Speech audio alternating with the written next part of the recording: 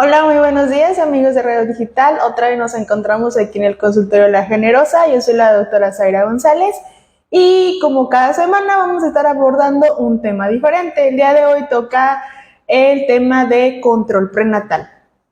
¿Qué es el famoso control prenatal? Pues van a ser las consultas que lleve cada mujer embarazada durante todo ese periodo de 9 meses de gestación.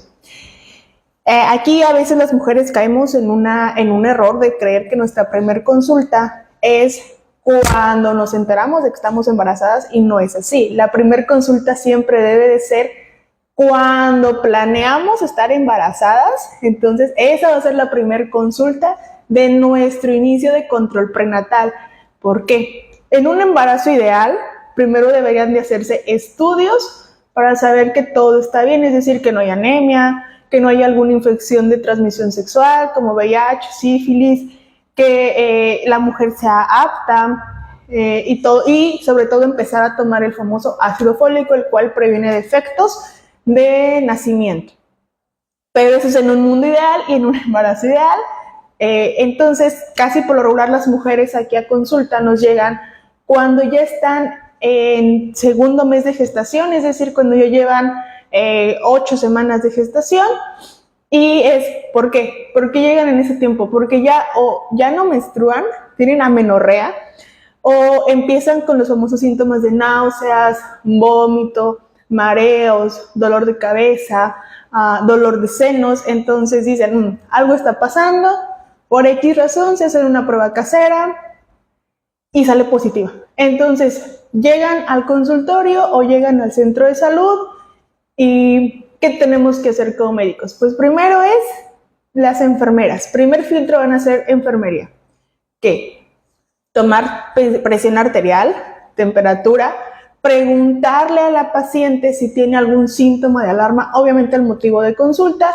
Ya les va a decir, no, pues es que vengo porque creo que estoy embarazada. Tengo una prueba positiva. Bueno, primer filtro, ellas empezar a abordar los famosos temas de factores de riesgo, de mal pronóstico. En este caso sería que haya presión elevada, mareos constantes, dolor de cabeza persistente y constante, inflamación de pies antes de ciertas semanas de gestación.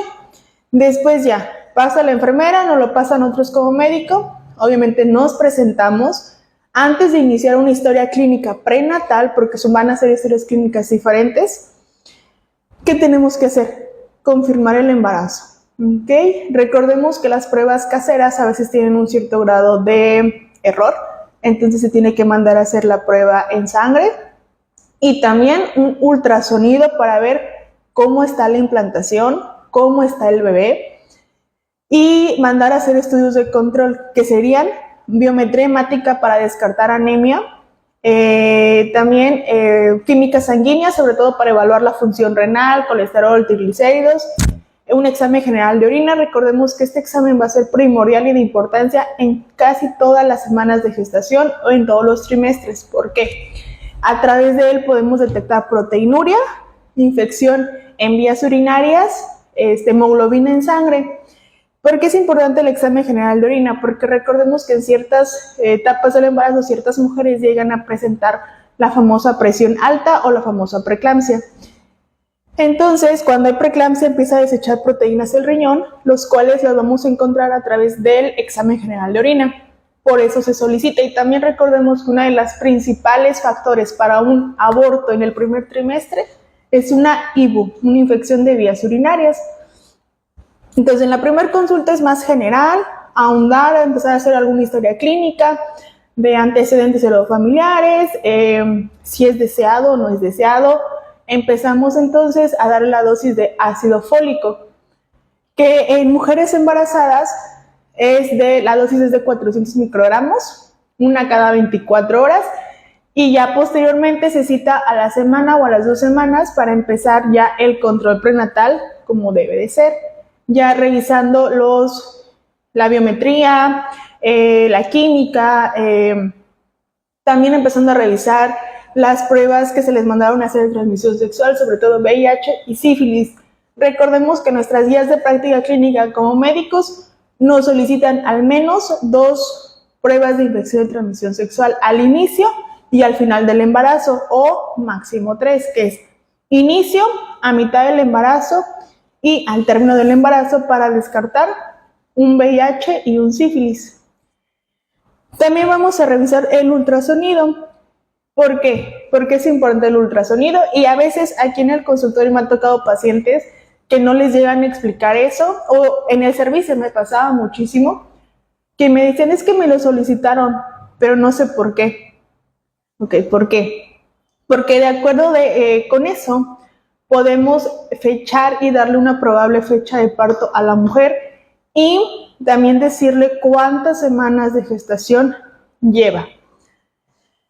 Porque recordemos que algunas mujeres no son 100% regulares en su menstruación.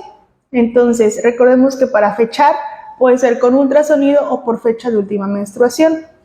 Si el ultrasonido varía, es decir, más de 2 semanas de la FUM, se fecha por ultrasonido, pero si es igual o es menor o casi por una semana, se fecha por FUM, siempre y cuando sea regular la mujer, si no, se fecha por ultrasonido. Okay, entonces, la primera consulta fueron estudios, solicitarlos. Segunda, confirmar embarazo, revisar estudios, que todo esté normal. Empezamos entonces a educar a nuestra paciente, sobre todo diciéndole factores de riesgo. Factores de riesgo en el primer trimestre. Infecciones de vías urinarias, infecciones de vía vaginal, porque llegan a producir abortos. Cifras de tensión arterial altas, que empiece con sangrado transvaginal, es decir, un sangrado escaso, pero como marrón, rojizo, rosado. Eso ya hablaría de que algo está pasando en el embarazo y hay que irnos a urgencias. Se hace la historia clínica prenatal, se empieza a llevar un conteo de semanas y se le informa a la paciente. De acuerdo, te voy a fechar por ultrasonido. Recuerda que estás fechada por ultrasonido, tal día vas a cumplir semanas, tal día vas a cumplir mes. Yo como médico me acomodo más llevándola por semanas, porque hay ciertos estudios que se llegan a pedir en ciertas semanas del embarazo, ¿ok? Y luego, sobre todo en el servicio, me tocaba pacientes que iban a médico privado, las controlaba por mes y se les olvidaba solicitar ciertos estudios que se solicitan en cada semana. Recordemos que toda embarazada debe de llevar mínimo 3 ultrasonidos, máximo hasta 6. Bueno, como ven es un tema un poquito extenso, así que nos vemos en unos días en la segunda parte.